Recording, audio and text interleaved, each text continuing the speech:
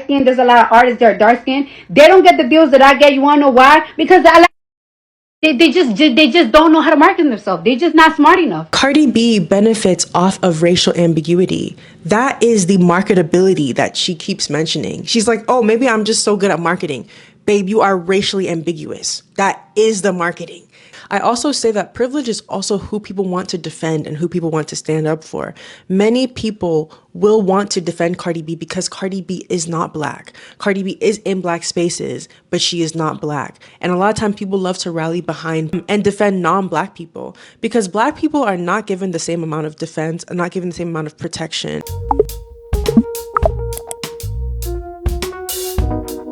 Sometimes it don't make no sense. Does it really have to? There is nothing Hi, welcome to Mayowa's World. Hi y'all, my name is Mayowa, and if you're new to my channel, I like to talk about colorism, texturism, featureism. Today we're going to be talking about black erasure and Cardi B. So there's been quite a few discourse going on with Cardi B on the internet lately. And for me, I'm not really interested in talking about the whole back and forth between a content creator called Raymonte and Cardi B. I want to just pick out a few things that she said that rubs me the wrong way. There's a lot of artists that are dark skinned. They don't get the deals that I get. You wanna know why? Because they just don't know how to market themselves. They just not smart enough. So a little bit of background is Raymonte is a content creator. And he's pretty much saying that the limitations that he experiences in his career is linked to the fact that people perceive him as ghetto. Then he brings up Cardi B and says that Cardi B is not black, but she acts ghetto and she's been able to get far. Raymonte said that if somebody of his complexion or darker acted the same way as Cardi B, they wouldn't see the same success. And this really upset Cardi B.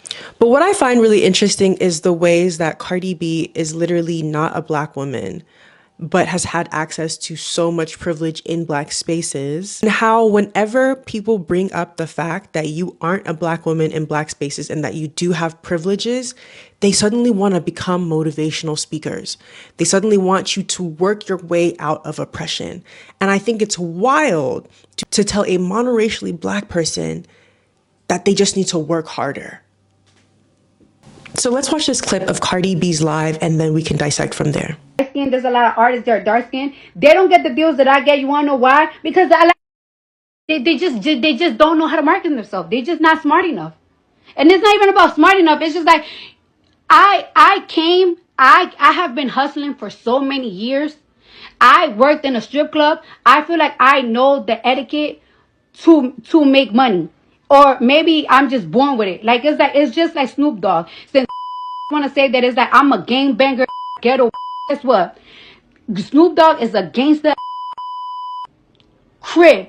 And guess what? He get the best brand deals because we know how to brand ourselves. We know how to make money. We know how to tone our When I go to a meeting and everything, I'm funny. Hey, nice to meet you. This and that. All right, so let me tell you something. When I go to a meeting, to a brand, you know what I do? I bring my papers in. I bring my papers like it's like, hey, yo, look.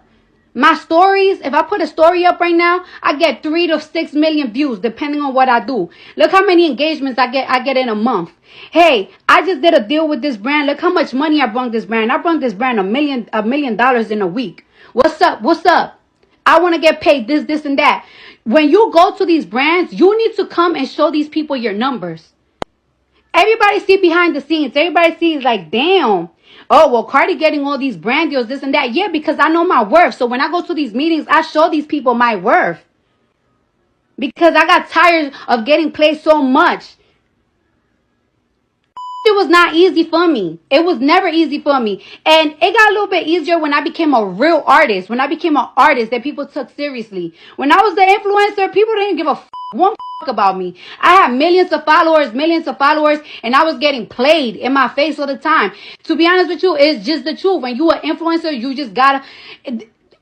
These brands be thinking that you need them. So they're gonna give you the minimum. A black woman, a fully black woman, could never get away with what Cardi B has gotten away with. I feel like the fact that Cardi B is wanting to say like, oh, my marketing team is just, maybe I'm just great at marketing.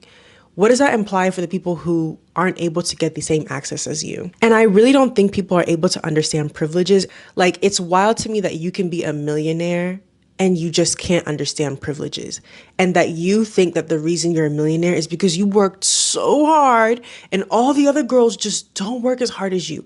I find it to be flabbergasting because I'll use myself as an example. I always use myself as an example first. I am very aware of privileges that I have. It's not groundbreaking to admit that I have privileges. I know that fat, Black, dark-skinned women have a harder time. I know that there's certain privileges I have because I am not fat. I know I've never gone into a store and been like, wow, this doesn't come in my size, or feel any kind of systemic discrimination. When I go to the doctors and they see my weight, I don't experience systemic discrimination because of my weight. I know for a fact that if I looked the exact same, had the exact same talent, but was a fat woman, I would work twice as hard. When I look at a fat, dark-skinned woman, I know she's working harder than me. And when I say harder than me, I don't mean like she's necessarily clocking in more hours, but she has to go up against more struggles than I would ever have to go against. I could not ever speak for a fat Black woman because I don't have that lived reality. I couldn't tell you anything from a can of paint. I gotta just listen to what they say and take it on and accept it as their truths. And I'm not saying this like I'm some super insecure person who just like doesn't see my worth. Like, I know that I have talent. I know that I'm good at certain things, yeah. But I also can accept that privileges is what's allowed me to have access. Like, I do know that with making YouTube content, there's a few dark-skinned creators that make content about colorism.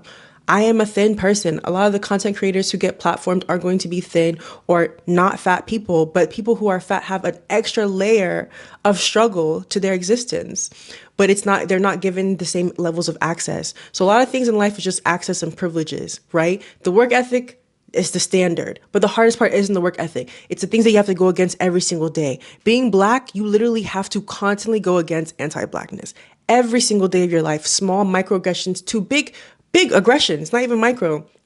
Every day you're carrying that. Cardi is not Black. She is not experiencing anti-Blackness. Yes, she talks about growing up in the ghetto.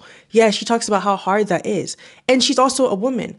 I know that being a non-Black woman who grows up in the ghetto, it's going to be difficult. I can see that that's going to be difficult. But it wasn't difficult because you were Black. It was difficult because you grew up in the ghetto. And then there's this thing where people equate being ghetto, growing up in the ghetto, or growing up poor with being Black. And it's really problematic to do that because what happens to Black people who grew up in the ghetto and who are poor? If it was hard for you, Cardi, as a non-Black woman growing up in the ghetto, what do you think it was for a Black woman growing up in the ghetto? Like, I don't know how people just can't accept that others will have it harder than them. And I feel like it's slightly like a greedy mentality because I feel like when you hear someone talking about their experiences, you want to have a piece too. I can actually accept that. I know that people have it harder than me. I know that people have it harder than me. I don't know why people struggle to admit that. Like, it's okay. It doesn't take away, like, it literally takes away nothing from me. It takes away nothing from me. And that's why I'm gagged, because you talk about how hard you work and how much money you have, but all that money isn't able to shield you from the insecurities that you feel when someone talks about the fact that they are Black. Because you're so used to having a monopoly on discourse that when the discourse isn't about you, you are still responding. Black women get ungendered. Black women get called likened to man, especially if you're dark-skinned. And dark-skinned women literally have to work twice as much. So like dark-skinned people are expected to just literally do more, to prove femininity, to work harder. Black people are expected to work harder to be able to show up in the same places. And when she quoted Snoop Dogg, I was just looking at her like, you're comparing yourself as a non-Black, light-skinned woman to a dark-skinned man. Babe, Black men literally platformed Cardi B's. Black men platform their preferences all the time. We are literally in a beige brigade when it comes to musical artists that are women. Every artist I'm hearing is literally mixed race or light skin. And that comes because Black men chose those people, because Black men want to sexualize the rappers who they find talented. And you had to name Snoop Dogg because you couldn't find a Black person who has the same level of access that you do. Cardi B benefits off of racial ambiguity. That is the marketability that she keeps mentioning. She's like, oh, maybe I'm just so good at marketing. Babe, you are racially ambiguous. That is the marketing. That's not something that's from your work ethic. That's from something from people being like, oh, you kind of have access to Black culture, but you're not Black, and we can use you in many ways. There's older videos of Cardi B talking about literally saying that she's interested in Black men and othering herself as if she's seeing herself as a Spanish person, talking about saying this. First, I like dark complexion. And it seemed like every dark guy that I ever like, they're African American or Jamaican. I don't even like people I think that like is my race, just because I like to date people that are different from me. Like I like to date people that are not like me. I like their culture.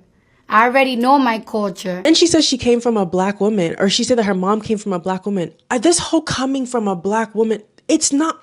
What about the actual Black women? Also, when I look at this image, I'm not seeing a Black woman in sight.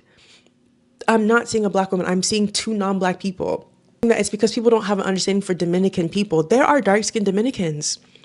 And when you go and you type in Dominican actresses and you scroll, literally everyone is mixed race. And there's an intentional erasure of dark-skinned Dominicans. Take Amara La Negra. She's dark-skinned, and people literally denied her of her Dominican heritage or her Afro-Latina heritage because they said that she's dark-skinned. They are so not used to seeing dark-skinned Dominicans in the mainstream that people literally denied that that was real. Cardi B has been able to perpetuate colorism, allegedly, online for a while. And because of the privilege and access, that is why people still have space for her. I also say that privilege is also who people want to defend and who people want to stand up for. Many people will want to defend Cardi B because Cardi B is not Black. Cardi B is in Black spaces, but she is not Black. And a lot of times people love to rally behind and defend non-Black people because Black people are not given the same amount of defense and not given the same amount of protection.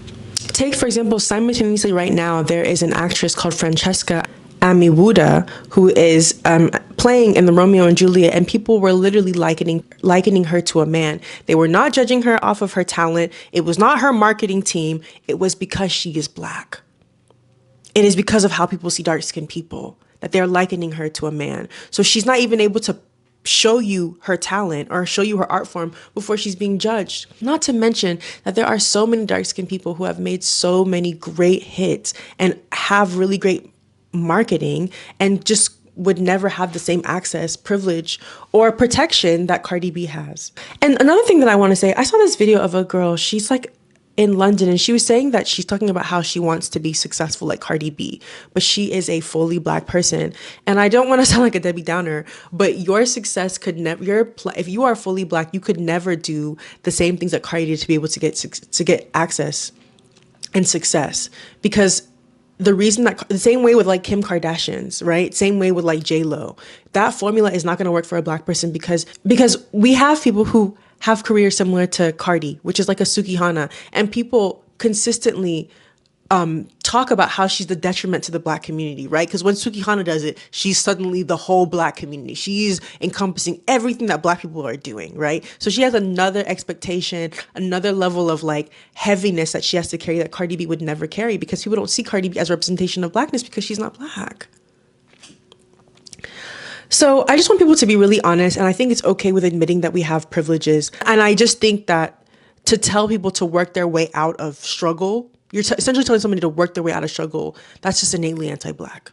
I don't know how else to say it. To think that you just got here because you're working so hard is so ridiculous, because there are so many people who are like disabled and literally have to show up in the world with their disabilities, which is like working, like your body's working harder, your mind's working harder.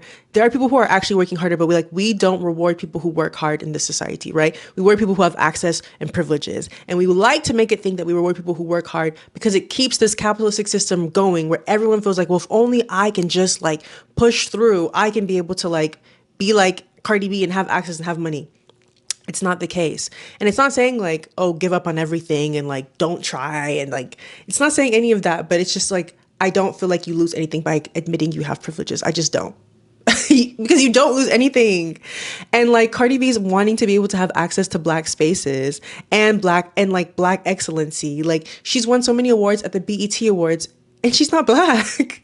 So maybe this is the time to sit out. Maybe when people are saying to you, you're not black, and like you get all these accesses, maybe it's time for you to go into your garden and just start planting seeds. You know what I'm saying? Get off the internet, go into the garden, plant some seeds, grow your trees and stuff like that, and just take a break. Because black people should be able to take up space. And I think what's going on is that there are more black people who are taking up spaces and who are realizing that this system is really rigged against us, and who are calling out the fact that mixed race women and racially ambiguous women are given more access in blackness than black people. And so we are calling it out, and it's getting a lot of people who have privileges uptight. And I'm telling y'all now, go for a walk and stop engaging online, because you're not going to win when we tell you that black people have a harder time. It's just because if a white person denied that the same way Cardi B did, that would look really bad. White people can be able to accept that white privilege is real. There are white people that can accept that. Why can't Cardi accept that her being racially ambiguous is a benefit? Also, y'all, I literally forgot the most important part. Get into my makeup look. You know, I love getting compliments on which part of my outfit you like the most or which part of my makeup you like the most. I was actually inspired by the Jamaican flag. I saw the Jamaican flag the other day and I was like, this flag is so pretty. So my makeup is inspired by Jamaica. Big up to my Jamaicans. The look I was going for was more of a whimsical look. You know, I like fairies. I like looking otherworldly. So, you know, give me my compliments in the comments. So that's all I have to say. Thank you for watching. Have a great day. Bye.